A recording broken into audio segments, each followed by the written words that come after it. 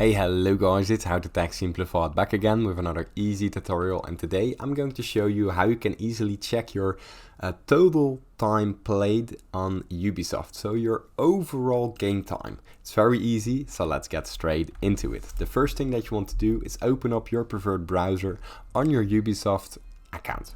Now hop onto ubisoft.com and go down to the top right corner to sign into your Ubisoft account. Now here we have our account management tab. Simply press it and it opens up your Ubisoft settings. Now here we have our account information. We're not going to the account information, now we're going to the account management. Now here we go to the games and activity right here, and as you can see here we have our total time played. Now as you can see, I didn't spend a single minute on Ubisoft, not for any reason. No.